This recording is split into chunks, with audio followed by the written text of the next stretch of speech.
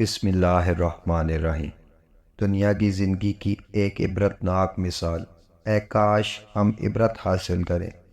ایک آدمی اپنی گاڑی میں اپنی بیوی اور اپنے بچوں کے ساتھ سفر کر رہا تھا۔ راستہ میں ایک شخص سے ملاقات ہوئی۔ اس نے اس سے پوچھا، تم کون ہو؟ اس شخص نے جواب دیا، میں دولت ہوں۔ شوہر نے اپنی بیوی اور اپنے بچوں سے پوچھا، کیا ہم اسے اپنی گاڑی میں بٹھا لیں؟ سب نے کہا، ہاں بالکل، دولت سے تو ہم جو چاہیں کر سکتے ہیں اور جو چیز بھی چاہیں حاصل کر سکتے ہیں۔ تو دولت ان کے ساتھ گاڑی میں سوار ہو گئی اور سفر جاری رہا۔ پھر راستہ میں ایک اور شخص سے ملاقات ہوئی۔ شوہر نے پوچھا، تم کون ہو؟ اس شخص نے جواب دیا، میں اختیار اور طاقت ہوں۔ شوہر نے دوبارہ اپنی بیوی اور اپنے بچوں سے پوچھا، کیا ہم اسے بھی اپنی گاڑی میں بٹھا لیں؟ سب نے یک زبان ہو کر کہا، ہاں بالکل، اختیار اور طاقت سے ہم ہر چیز حاصل کر سکتے ہیں۔ تو اختیار اور طاقت بھی ان کے ساتھ گاڑی میں سوار ہو گئے اور سفر جاری رہا۔ اسی طرح راستہ میں کئی لوگ ملے جو دنیا کی مختلف لذتوں اور خواہشات کے نمائندے تھے، اور سب کو وہ گاڑی میں بٹھاتے رہے۔ پھر ایک اور شخص ملا۔ شوہر نے پوچھا، تم کون ہو؟ اس شخص نے جواب دیا، میں دین ہوں۔ شوہر، بیوی اور بچوں سب نے ایک ساتھ کہا، ابھی اس کا وقت نہیں ہے۔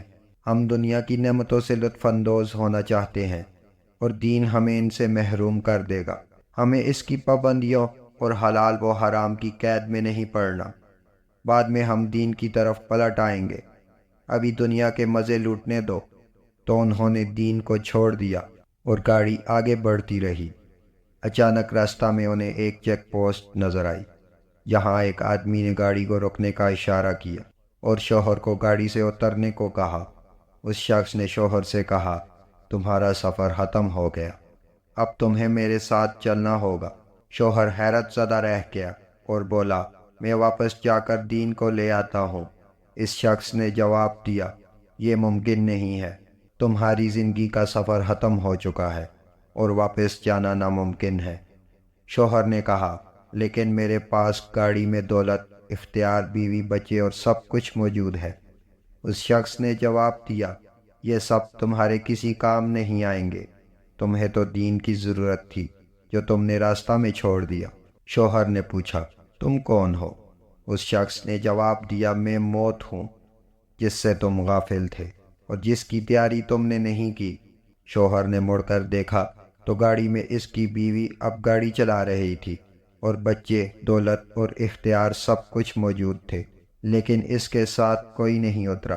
قرآن مجید میں اللہ تعالیٰ فرماتا ہے، کہہ دو کہ اگر تمہارے باپ، تمہارے بیٹے، تمہارے بھائی، تمہاری بیویاں، تمہارے رشتہ دار، وہ مال جو تم نے کمایا ہے، وہ تجارت جس کے بند ہونے سے تم ڈرتے ہو، اور وہ گھر جو تم پسند کرتے ہو، تمہیں اللہ اور اس کے رسول اور اس کی راہ میں جہاد سے زیادہ محبوب ہیں، تو انتظار کرو یہاں تک کہ اللہ اپنا حکم لے آئے، اور اللہ فاسق لوگوں کو ہدایت نہیں دیتا۔